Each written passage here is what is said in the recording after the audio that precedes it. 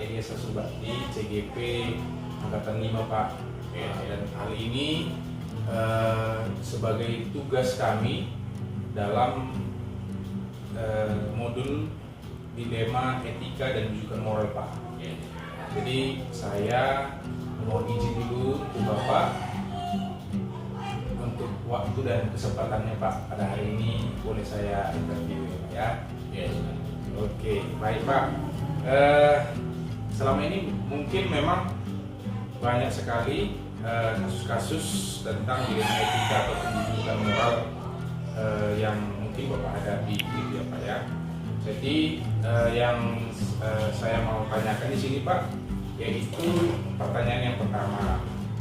Selama ini bagaimana Bapak kira-kira dapat mengidentifikasi kasus-kasus yang merupakan dilema etika ataupun rujukan moral tersebut Pak? Baik, jadi selama menjabat sebagai kepala sekolah, kita harus mengetahui juga bisa mengidentifikasi yang berkaitan dengan dilema etika atau rujukan moral. Jadi yang kalau untuk dilema etika yang kita identifikasi karena ada kasus-kasus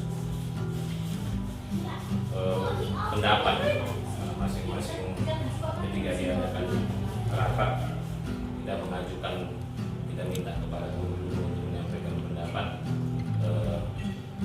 Yang pendapat dari guru-guru yang sekian banyak guru, pastikan ada juga yang pendapatnya itu tidak bisa kita terima. Bukan karena pendapat dia tidak baik, pendapat dia tetap bagus, tapi pendapat yang baik yang kita masukkan dalam hasil rapat itu salah satu kasus-kasus tidak terlaksana atau tidak alami di sekolah. Selama ini bagaimana Bapak menjalankan pengambilan keputusan di sekolah, terutama untuk kasus-kasus di mana ada dua kepentingan yang sama-sama benar atau sama-sama mengandung nilai kebajikan gitu Pak? Jadi mengambil keputusan seperti contoh tadi, ketika kita mengadakan diskusi dengan guru-guru tentang membahas sesuatu hal, seperti contohnya tentang pembahasan visi misi.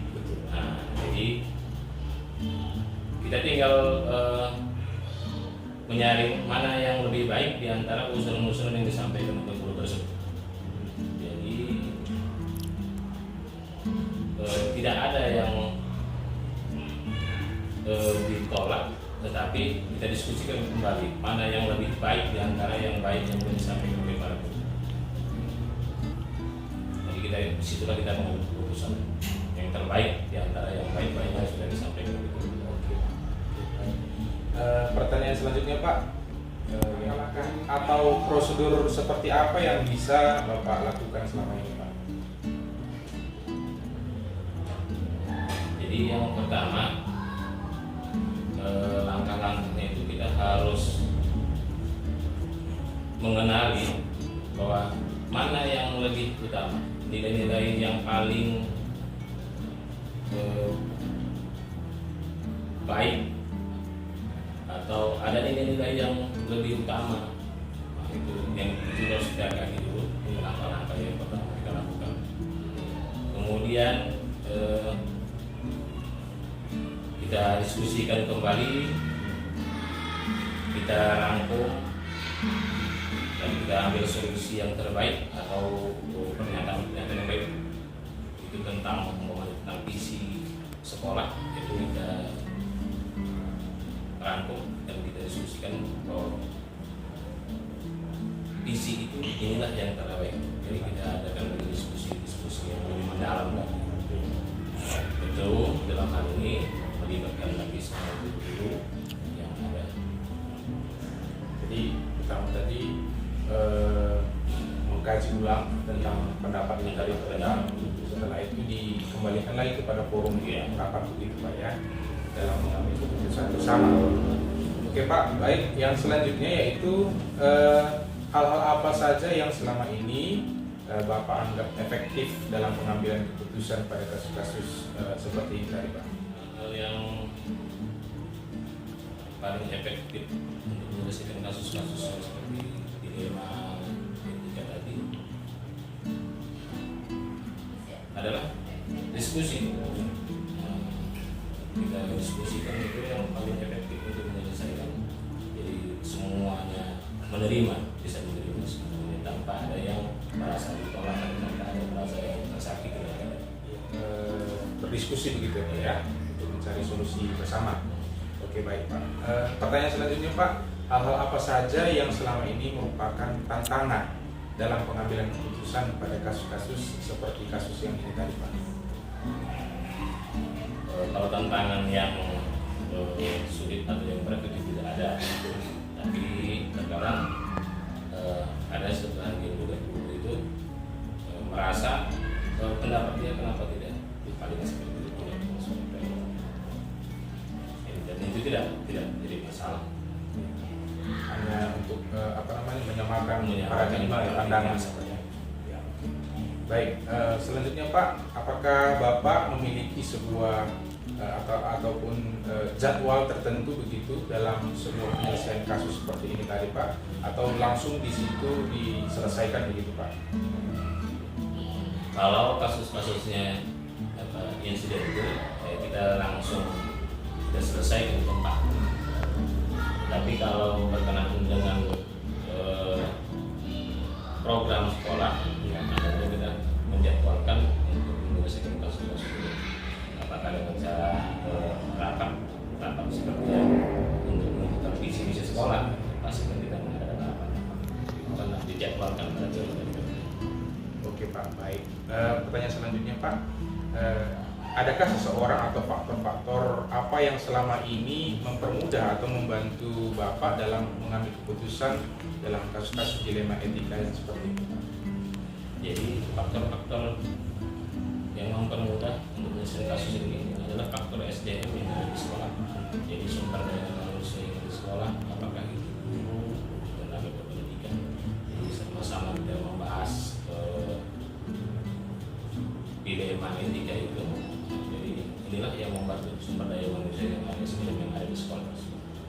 Baik Pak. Pertanyaan terakhir ini Pak, dari semua hal yang telah disampaikan, kira-kira pembelajaran apa yang dapat Bapak petik dari pengalaman seperti kasus ini tadi Pak dalam mengambil keputusan? Jadi pembelajaran yang pertama itu adalah kita dapat mengetahui kemampuan seorang guru. Jadi pembelajaran itu kita bisa supervisi, mengevaluasi kemampuan seorang guru itu dalam menyampaikan pendapatnya. Dan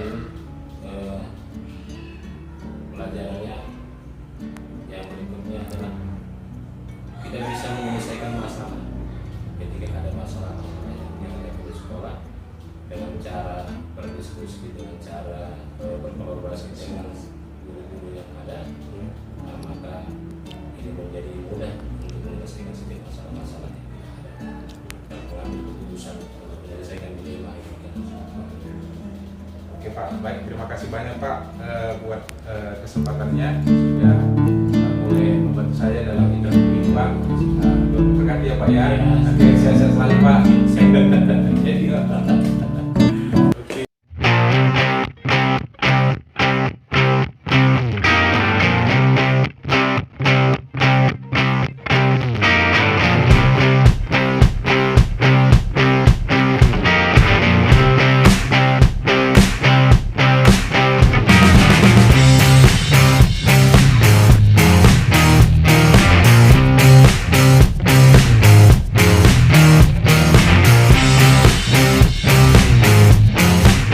Jadi halo guys, hari ini kita mau mewawancarai ibu kepala sekolah.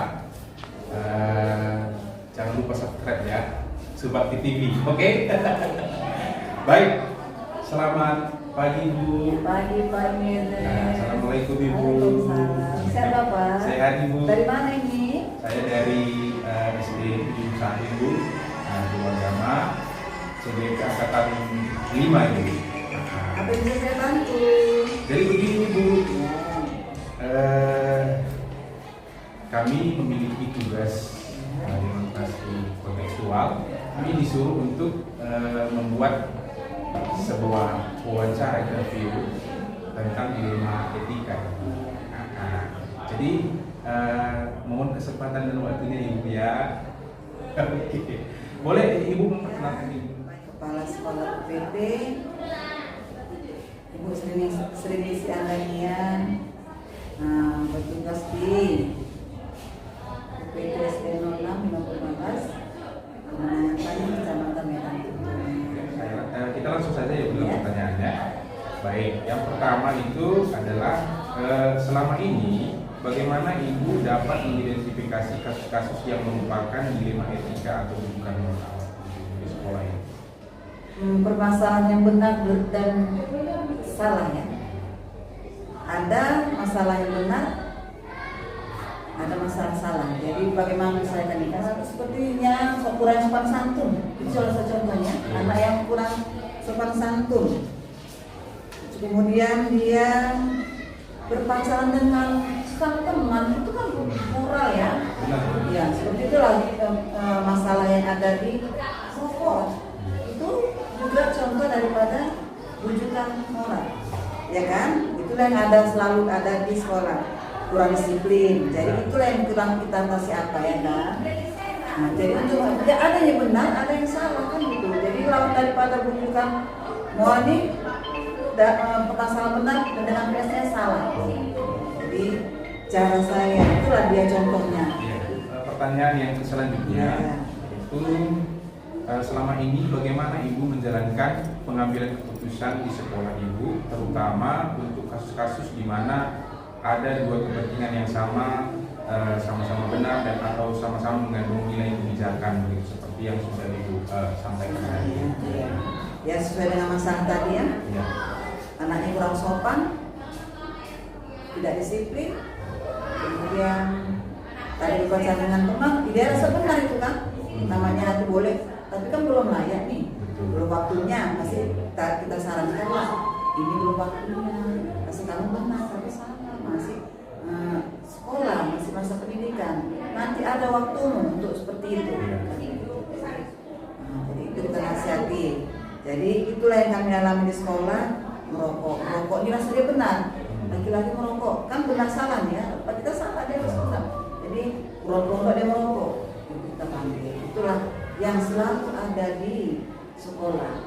Belum masanya tapi dia sudah melakukan. Jadi apa lagi?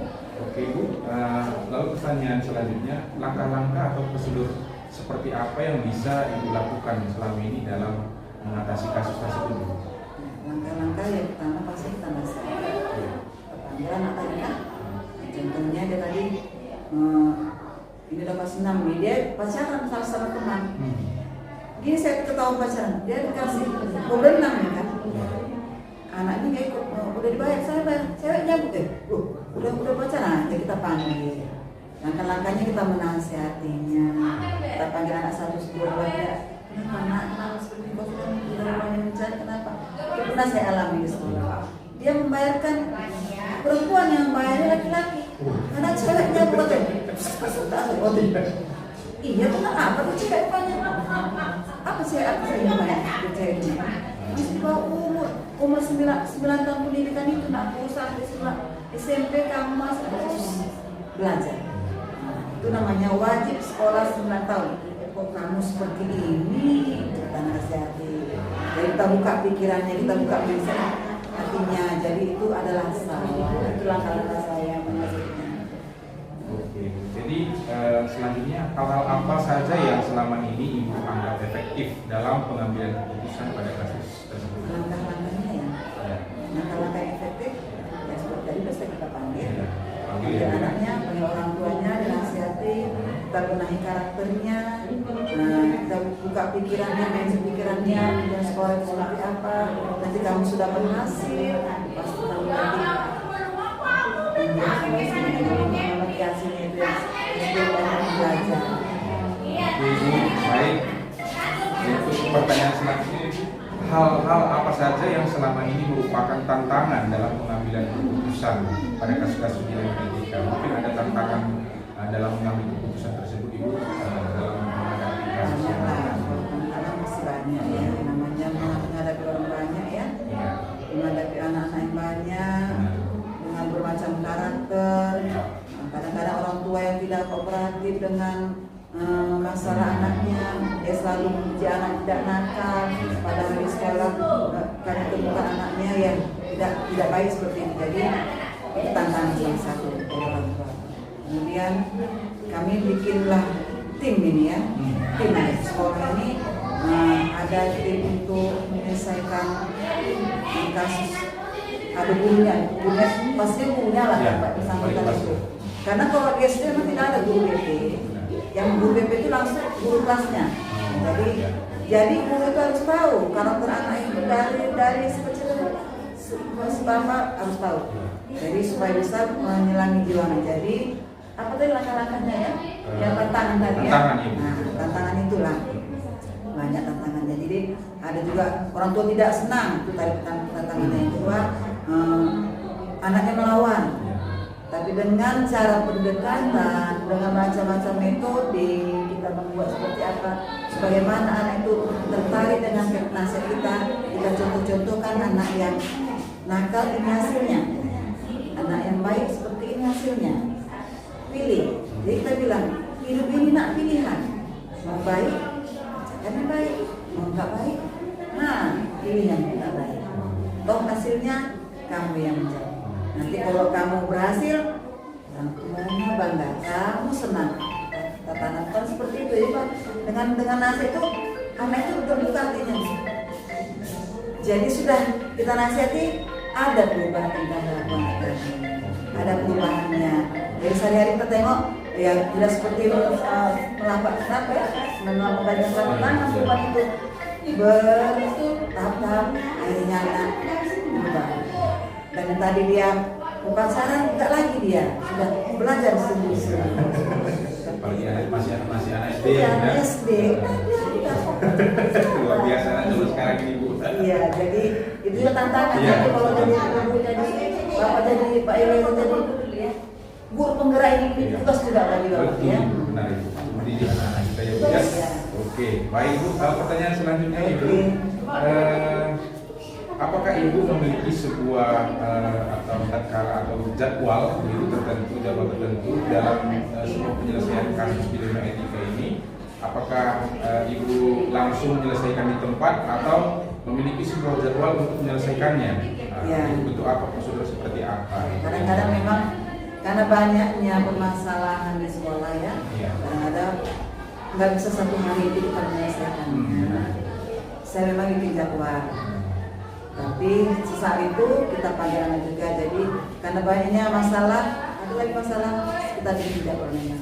Dan juga sudah kita banyak, nah kita jadwalkan untuk bahan untuk jadwal ini besok saya selesaikan. Karena mungkin juga memanggil orang tuanya kan begitu, memanggil orang tuanya supaya permasalahan selesai. Jadi saya jadwal memang. Karena banyaknya kasus di sekolah, jadi kita bisa bikin jadwal kan seperti itu. Jadi ada mana yang ya hari ini besok. Adakah seseorang atau faktor-faktor apa yang selama ini mempermudah dan membantu Ibu dalam mengambil keputusan dalam yang menyelesaikan masalah ini ya? Untuk mudahnya saya menyelesaikan masalah ini kerjasamanya dengan guru. Karena guru pun juga ikut menyelesaikan, orang tua juga datang ikut kooperatif dengan masalah ini dan mau menyelesaikannya. Jadi itulah yang mendukung. Dukungan guru, orang tua itu kan satu tim kita semua kan? Ya, itulah dia. Pertanyaan terakhir Ibu, dari semua hal yang telah Ibu sampaikan tadi, kira-kira pembelajaran apa yang Ibu boleh ambil dari pengalaman Ibu mengambil keputusan ini? Begitu banyak kasus yang harus diselesaikan, saya belajar harus tegar dan dapat menyelesaikan permasalahan itu. Ternyata saya bisa menyelesaikan dengan tim guru dan hasil juga berdampak hasilnya berhasil. Jadi anak yang tadi berpacaran dengan sama temannya itu youtuber lah ya, punya dia ngerti apa itu, tapi kan harus kita kasih, jangan sampai terjadi kan begitu. Nah, jadi selesai. Dan yang ejek bullying tadi juga pengunduhan tadi ya, jadi tidak lagi anak itu seperti itu, jadi dampak hasil. Hasil. Oke Ibu, terima kasih buat kesempatannya. Jadi begitu ya, guys. Jadi begitu. Ini juga suatu tantangan dan tugas sebagai bapak ibu Benar. yang mau meningkatkan karir ya. Betul Ibu. Betul. Ini fair juga buat bapak ibu. Ini kami sudah mengalami, jadi nanti masa depan berapa akan datang. Jadi kan kita ini kan Pak, cadangan pemerintah ini kan 2023 ya. Enggak, generasi emas kita ini, kita mengharapkan generasi emas. Mas, oh iya, 2045 2045, sorry, Iya. 2045. 100 tahunnya Indonesia. Betul. Jadi anak kita ini harus kita siapkan untuk menjadi generasi emas. Jadi guru yang profesional yang bisa memiliki anak generasi emas. Oke. Semoga berhasil. Terima Bapak kasih Ibu. Eder. Terima kasih banyak buat kesempatannya pada hari ini Ibu. Tuhan memberkati ya Ibu ya. Saya selalu makin Bapak cantik juga, setiap hari. Bapak juga berhasil ya. Oke Ibu. Oke, jadi begitu ya guys. Oke. Oke, bye bye. Bye-bye.